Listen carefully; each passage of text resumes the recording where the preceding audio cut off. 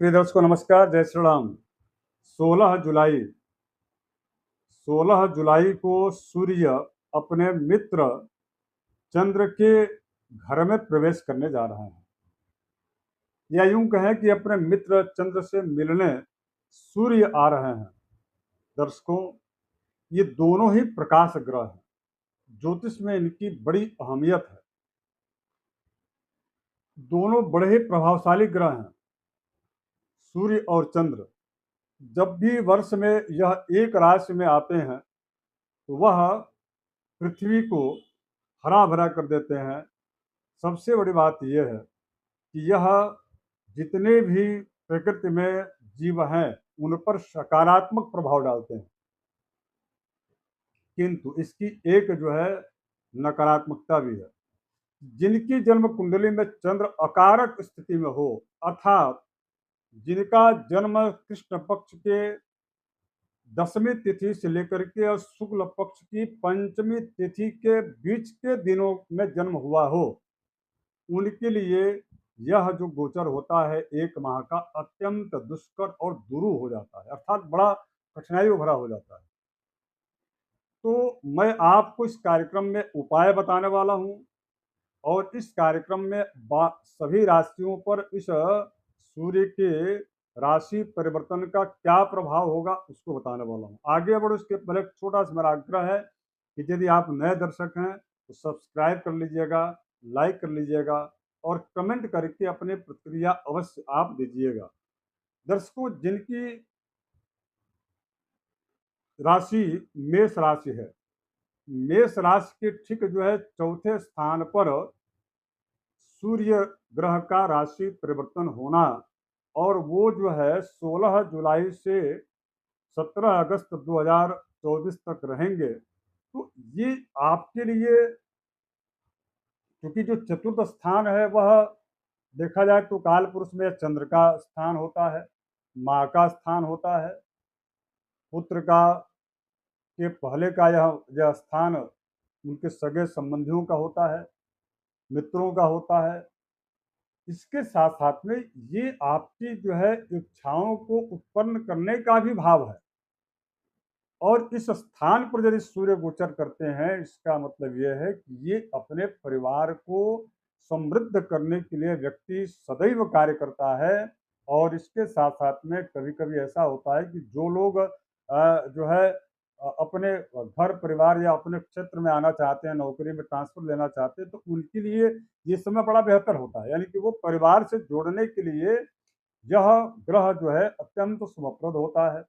इसके अलावा व्यापार व्यापार में जो लोग उनसे बिछुड़ चुके रहते हैं वो लोग पुनः जुड़ते हैं, और कुल मिलाकर के व्यापार हो, घर हो, सभी जो है दृष्टिकोण से ये जो गोचर है सूर्य का कर्क राशि में, यह मेष राशि वालों के लिए अत्यंत शुभप्रद होगा, बहुत अच्छा होगा। अब हम बात करें वृष राशि वालों के लिए, सूर्य और मंगल का बहुत ही अच्छा कॉम्बिनेशन देखने को मिलेगा। सूर्य क्या है? सूर्य आपकी आत्मविश्वास और आपके अंदर अंतर जागृत जो है कार्य करने की क्षमता है, और काम करने का दिशा निर्देश देने वाले मंगल है। कर्मठता जीवटता के कारक ग्रह मंगल है। जब दोनों एक साथ होंगे तो आपको कार्य में सिद्धि प्राप्त 100% होना जो है यह सुनिश्चित हो जाता है। अर्थात आपकी आपकी मनोकामनाएं सिद्ध होंगी, और इसलिए सिद्ध नहीं होंगी कि आप भाग्य बल से सोए रहेंगे, इसलिए क्योंकि इस समय आपको काम करने की इच्छा और बढ़ेगी, और जितना आप काम कीजिएगा उतना ही आपको सफलता प्राप्त होगी। इसलिए प्रतियोगी परीक्षाओं को लेकर के हो, व्यापार को लेकर के हो, अथवा किसी नए उद्योग की स्थापना को लेकर के हो, या पुराने उद्योग के पुनः जो है उसके विस्तारीकरण को लेकर के हो, तो वृष राशि वालों के लिए यह समय अत्यंत सुपर से सुपर आने वाला है। मिथुन राशि के ठीक जो है यह दूसरे स्थान में गोचर सूर्य का होगा। पूर्व से ही आपके ठीक इसके पीछे वाली राशि यानी कि वृष राशि में जो है मंगल आ चुके हैं। मंगल एक राशि पहले है, और आपके ठीक जो है राशि के देखा जाए तो आगे यानी कि कर्क राशि में वहां पर जो है सूर्य प्रवेश कर रहे हैं। तो यह एक प्रकार से पाप कर्तव्य योग बन गया। पाप कर्तव्य योग का मतलब ये है कि वह व्यक्ति चाहे जितना भी परिश्रम श्रम कर ले, सफलता उतनी नहीं प्राप्त होती, लेकिन इसका मतलब ये नहीं है कि आप उस काम को छोड़ दें, क्योंकि स्थितियां ऐसी ही निर्मित हो रही है, होने वाली है। आप यदि नौकरी पेशा में हैं तो आपको प्रयास यही होगा, या आपके साथ ऐसी कई जो है घटनाएं घट रही होंगी, ताकि आप उस कार्य को छोड़ करके या तो घर बैठ जाएं, या फिर उसके बाद से आप अपनी नौकरी के लिए तलाश में लग जाएं, और उससे आपको मानसिक जो है डिप्रेशन आ जाए। ये ऐसा होता है, तो इसीलिए आपको थोड़ी सी सावधानी बरतने की आवश्यकता है। अब हम बात करेंगे, उपाय मैं लास्ट में बताने वाला हूँ। अब हम बात करेंगे इसके बाद कर्क राशि। तो कर्क राशि चूंकि भगवान, आप सब जानते हैं कि सूर्य विवस्वत सूर्य है। भगवान सूर्य जो है वह चंद्र के मित्र हैं। जब उनके घर में आएंगे तो आत्मा और मन, यानी कि मन और आत्मा दोनों एक साथ होता है। उस व्यक्ति को आत्मविश्वास भी जगता है, और मन से वह कार्य करता है, मनोबल उसका दृढ़ होता है, जिसकी वजह से बड़ा से बड़ा कार्य भी वो कर सकता है, या उसको काम में सफलता उसको मिलती ही मिलती है।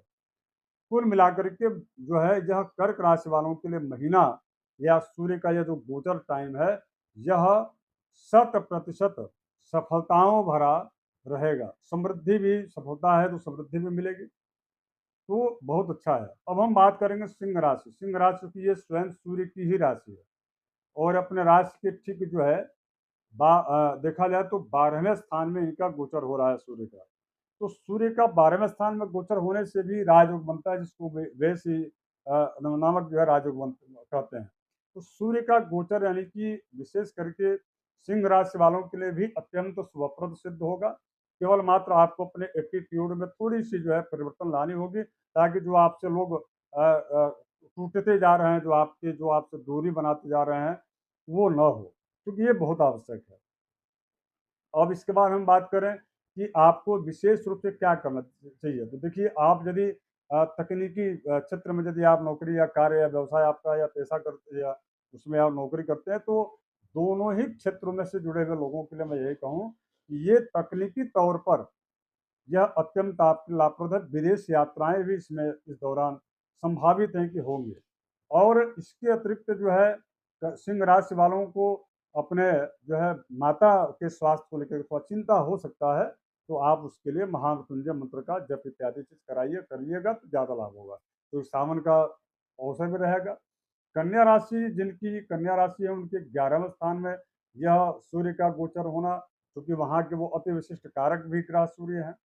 यह बड़ा अच्छा आपके लिए रहेगा। कन्या राशि वालों के लिए व्यापार में वृद्धि होगी, समृद्धि प्राप्त होगी, बैंक से ऋण आपका कम होगा, अर्थात आप जो है इतना क्षमतावान या समृद्ध हो जाएंगे कि आप जो है उसको कर्ज को चुका पाएंगे, इतनी शक्ति आपके अंदर प्राप्त हो जाएगी।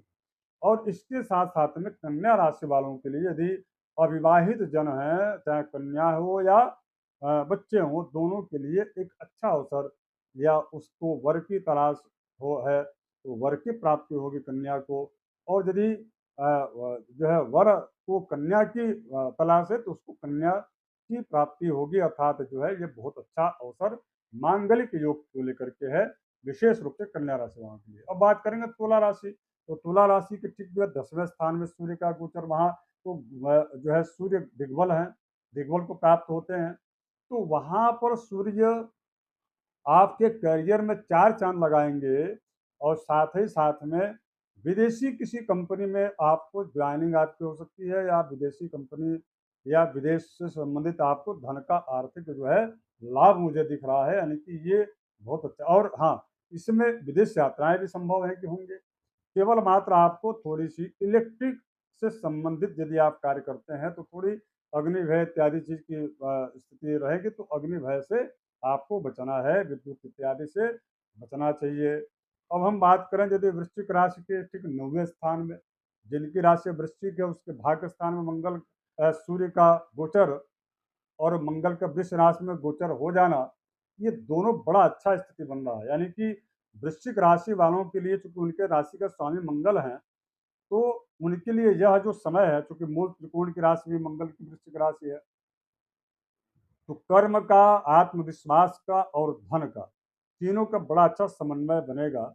यानी कि इस दौरान आपको जो है प्रसिद्धि भी प्राप्त होगी, समृद्धि भी प्राप्त होगी। सबसे बड़ी बात यह है वृश्चिक राशि वालों के लिए, यदि पढ़ाई कर रहे हैं तो विशेषकर बच्चों के लिए उनके शिक्षा में बड़ी अच्छी अंक की प्राप्ति या बड़ी बहुत अच्छी जो उपलब्धि प्राप्त होने का संकेत ये सूर्य का गोचर दे रहा है। तो बहुत अच्छी बात है आपके लिए। आप जो पूर्व में थोड़े बहुत जो है आपकी निष्क्रियता की वजह से रिजल्ट आपके ठीक नहीं आ रहे थे, तो अब वह रिजल्ट जो है अनुकूल आएगा। अब हम बात करें जिनकी राशि धनु राशि है, तो आपके 8वें स्थान में यह सूर्य का गोचर स्वास्थ्य के लिए और उसके साथ साथ में परिवार के लिए, या यूं कहें कि आपके सर्वतो भावेन, ये पूरा जो 16 जुलाई से 17 अगस्त की जो टाइमिंग है, बिल्कुल सावधानियों से आपको रहना है, सावधानी बरतना है। विशेष करके धन का निवेश तो मैं कहूँगा से बचना ही है। निर्णय चूँकि गलत हो जाएँगे, हो सकता है उसमें आपको बड़ी धनराशि उलझ जाए या फँस जाए। लेकिन मैं आपको ये भी कहूँगा कि तकनीकी यदि क्षेत्र में आपका कोई उद्योग स्वयं का है, व्यापार है, बड़ी सावधानी से आपको लेबरों से जो है या लेबरों को सावधानीपूर्वक काम करने के लिए कहना चाहिए, ताकि सावधानी ही आपको जो है इस दौर से निकाल सकती है। तो ये बहुत आवश्यक है। बाकी उपाय मैं आपको लास्ट में बताने वाला हूँ। जिनकी राशि मकर राशि है, आपके ठीक 7वें स्थान में सूर्य का गोचर हो रहा है। मान सम्मान आपका बढ़ेगा, व्यक्तित्व में आपको चार चांद लगेगी, सम्मान की प्राप्ति होगी। सबसे बड़ी बात यह है कि आपको धन की जो कमी खल रही थी, वो धन की समृद्धि परिपूर्णता हो जाएगी, जिसकी वजह से आपको बड़ा जो है ये मकर राशि गोचर आपके लिए बड़ा लाभ हो जाएगा। कुंभ राशि जिनकी है, कुंभ राशि के ठीक जो है 6ठे स्थान में यह गोचर हो रहा है, तो शत्रुओं का दमन होगा। और कुंभ राशि में चूंकि इस समय शनि भी चल रहे हैं वर्तमान में, तो यह स्थिति जो है 63 तीसरे स्थान में जो है शनि, और ठीक 6ठे स्थान में सूर्य, ये परस्पर में थोड़ी सी यहाँ पर देखा जाए तो शत्रुओं की वृद्धि की स्थिति बनेगी, यानी कि बढ़ेंगे शत्रु। प्रतिस्पर्धियों के कारण आपके व्यापार में प्रभाव पड़ेगा, और इसके बाद से निर्णय आपके जो है कहीं की गलत हो जाने की वजह से भी आर्थिक आपको नुकसान संभव है कि हो सकता है। सावधानी बरतना चाहिए और हनुमान जी के शरण में रहना चाहिए। बात करूं यदि मीन राशि चूंकि 12वीं राशि है, तो आपके ठीक 5वें स्थान में सूर्य का गोचर होना, यह काल पुरुष में सूर्य का ही स्थान है।